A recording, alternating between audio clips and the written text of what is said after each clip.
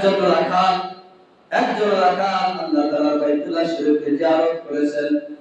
একজন রাখাল যখন বাইতুল্লাহ শরীফে সেই মক্কা শরীফে যখন তিনি হজ করার জন্য গেছেন, ইদ্রিস কান্দরী রাহমাতুল্লাহ আলাইহি, যিনি মারিফুল কোরআনের লেখক, যিনি তাফসীরের কিতাবের লেখক, ইদ্রিস কান্দরী রাহমাতুল্লাহ আলাইহি উনি বলেন যে উনি কিতাবের ভিতরে লিখেছেন, আমি যখন হজ করার জন্য মক্কা শরীফে চলে যাই, ওই জায়গায় গিয়ে দেখি একজন রাখাল যিনি একটি গরু ফার্মের ম্যানেজার হিসেবে দায়িত্ব পেয়েছেন।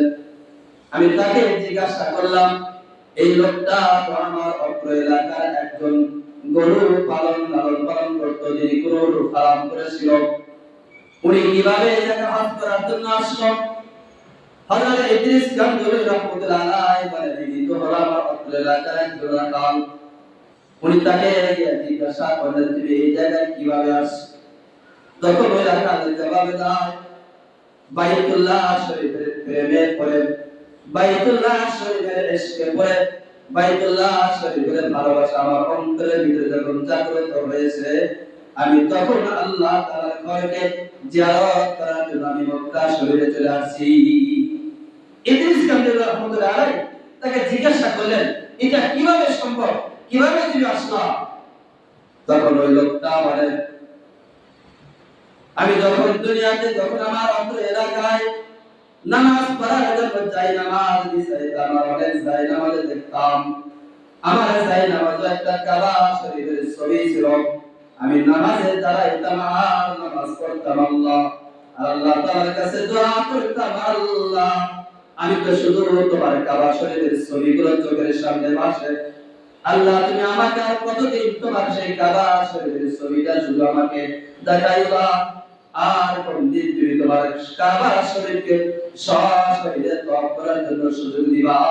এই বলে আমি আল্লাহ তাআলার কাছে কান্নাকাটি করতাম আর দোয়া করতাম। এক পর্যায়ে যখন হজের মৌসুম চলে আসলো, তখন আমার দিলের আকাঙ্ক্ষা হলো আমি তো হজে যাইতে পারতেছি না, তবে যারা হজ করার জন্য সব কিছু প্রস্তুতি দিয়েছে, আমি ওই সমস্ত বান্দাদের কাছে আমি চলে গিয়ে তাদের কাছে আমি সাক্ষাৎ করব। উনি ওই হাজিদের কাছে সাক্ষাৎ করলেন, আবার তাদের জাগ্রত হলো, আমার কোনো হজ করার জন্য যাত্রার জন্য আমার কোনো টাকা পয়সা নাই, তবে যারা হজ করার জন্য ওই তৎকালীন যারা হজ করতে যাইতো, তারা এই জাহাজে চলে যেত হজ করার জন্য, ওই বান্দা তাদের আকাঙ্ক্ষা হলো আমি তো আমার দুইটা পা আল্লাহ তাআলা দিয়েছেন, আমার পা দুইটা দ্বারা ওই হজ পর্যন্ত আমি তো কমাস কম যাইতে পারবো, এবং যারা হজ করার জন্য বাইতুল্লাহ শরীফে চলে যাবে আমি তাদেরকে খেদমত করে আমি পাঠায় দেব। আর আল্লাহ তাআলার কাছে কাল কিয়ামতের ময়দানে বলবো, আল্লাহ আমার সামর্থ্য ছিল না হজ করার জন্য, তবে আমি হজ তারা করতে যাবে তাদের আমি খাদেম, আমি হজকারীদের খাদেম হয়ে সে হজকারীদের খাদেমদের খাতায় আমার নামকে আমি উঠাইতে চাই। তখন তার এই চেষ্টা নিরতে যে জায়গা থেকে লঞ্চ ছেড়ে যায় হজের উদ্দেশ্যে, তখন এই ব্যক্তি ওই লঞ্চটাকে গিয়ে দেখে যে লঞ্চের ভিতরে যে সমস্ত হাজিরা উঠছে, তাদেরকে মাল সামানা ওঠার জন্য আমরা কি বলে থাকি, অনেক সময় ভলেন্টিয়ার বলে থাকি, বা কুলি বলে থাকি, বা খাদেম বা সেবক বলে থাকি, যারা কাজ করে থাকে, যারা এই সমস্ত জায়গা। হঠাৎ করে ভলেন্টিয়ার ব্যক্তি যিনি কাজ করতেছিল, ওই হাজিদের সেই বিক্ষেস এবং কাটটি করে ওঠানোর সময় সে হঠাৎ করে পড়ে গিয়ে পায়ে ব্যথা। তখন সে ওই ব্যক্তি যিনি হাজিদেরকে খেদমত করার জন্য আসছিল, উনি ওই ভলেন্টিয়ার ব্যক্তিকে ডাক দিয়ে বলেন, ভাই আমার মনে চায় হাজিদেরকে খেদমত করতে, সেবা করতে, তুমি তো পায়ে ব্যথা পেয়েছো, তোমার সেই ভলেন্টিয়ার লেবাসটা কাপড়টা আমাকে দিয়ে দাও, আমি হাজিদেরকে খেদমত করব, সেবা করব, এর মাইনা যেটা আসে, যে টাকা যেটা আসবে, এই টাকাগুলো তুমি নিও, আমার টাকার দরকার নাই, আমি শুধু হাজিদেরকে খেদমত করব। তখন ওই ব্যক্তি যিনি কাজের জন্য নিয়োজিত ছিল, ওই ব্যক্তির পোশাকগুলো ওই ব্যক্তিকে দিয়ে বলছে, ঠিক আছে তুমি কাজ করো।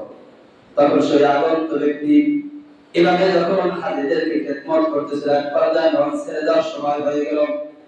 এখন সে লঞ্চে ওঠার পরে ওই পোশাক গুলো যে ওই ব্যক্তিকে বলেন, তার ব্যক্তিকে টাকা দেওয়া বলে যে এই যে তোমার পোশাক।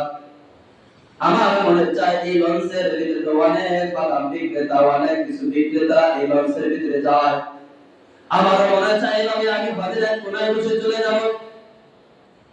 যখন আমি হজের ভিতরে যে লঞ্চের ভিতরে হয়ে যখন রওনা দেব, তাহলে তো তারা তো আমাকে ওই লঞ্চ থেকে সাগরের ভিতরে ফেলে দিতে পারবে না। এই উদ্দেশ্য নিয়ে এই চিন্তা ভাবনা নিয়ে সে লঞ্চের ভিতরে যখন উঠে গেলেন, হাজিদেরকে বিভিন্ন প্রকারের খেদমত সেবা দিতে লাগলেন, আর তাদের সাথে খানা পিনা সব কিছু উনি চালাইতে শুরু করলেন। এক পর্যায়ে যখন লঞ্চটা যখন একেবারে সেই জিদ্দার একেবারে ধার প্রান্তে লঞ্চ থেকে আওয়াজ আসলো, হাজি সাহেব আপনারা তালবিয়া পড়তে থাকেন। এই যে একটু পরে আমরা সেই জিদ্দার যে ঘাটে আমরা আমাদের লঞ্চকে আমরা থামাবো, এখান থেকে কিছুক্ষণ যাওয়ার পরে আপনারা বাইতুল্লাহ শরীফকে পাবেন। আপনারা সবাই আপনাদের কাগজপত্র যে আপনারা রেডি থাকেন আর তালবিয়া পড়তে থাকেন। তখন ওই ব্যক্তি চিন্তা করে গেলেন, এখন আমি কি করব, আমার কাছে তো কোনো কাগজপত্র নাই, আমার কাছে তো কোনো কিছু নাই। কিন্তু ওই ব্যক্তি ওই হাজী সাহেবের সাথে জোরে জোরে তালবিয়া পড়তেছিল। যখন লঞ্চ যখন একেবারে ঘাটে থামাইলেন, হাজী সাহেব রাদিয়াল্লাহু থেকে নেমে যখন একজন যখন লাইন ধরা শুরু করলেন, তারা সেই টার্মিনাল দিয়ে তাদের কাগজপত্র দেখে তারা মক্কার দিকে রওনা দিবে।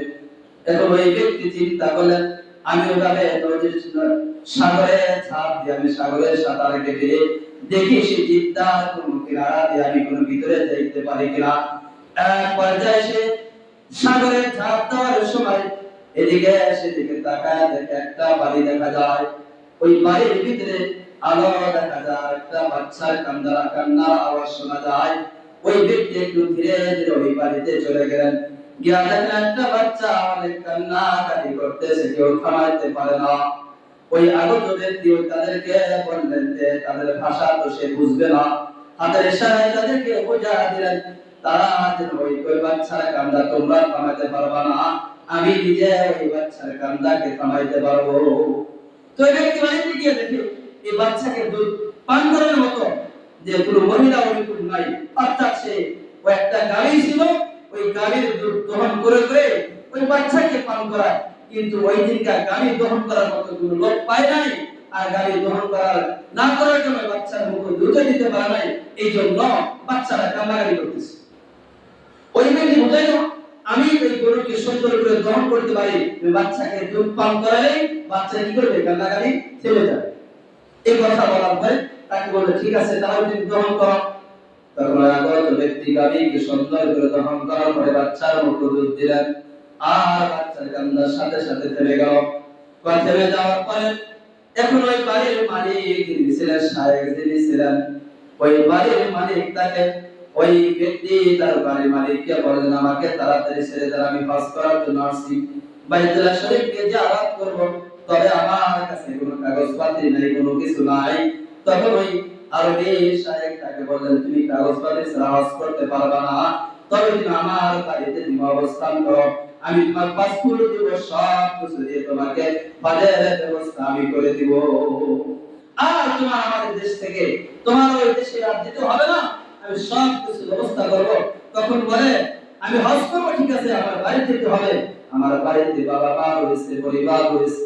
ওই আরবি শায়েখ তাকে জবাব দেয়, না না, তোমাকে বাড়িতে পাঠাইবো না, তবে তোমার বাড়িতে যতগুলো সদস্য রয়েছে সমস্ত সদস্যগুলো আমাদের দেশে এনে তোমাকে সব কিছু ব্যবস্থা করে দেব, এবং আমার যে গরু ফার্মের যে একটা ম্যানেজারের প্রয়োজন, এই ম্যানেজার হিসেবে আমি তোমাকে নিযুক্ত করব।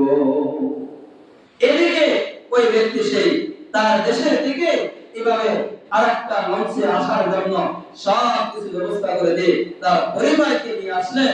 ওই যে ইদ্রিস চন্দ্রকে জিজ্ঞাসা করছিলেন ওই রাখালকে যে তুমি কিভাবে হজ করতে আসলা, তুমি তো আমার এলাকার লোক।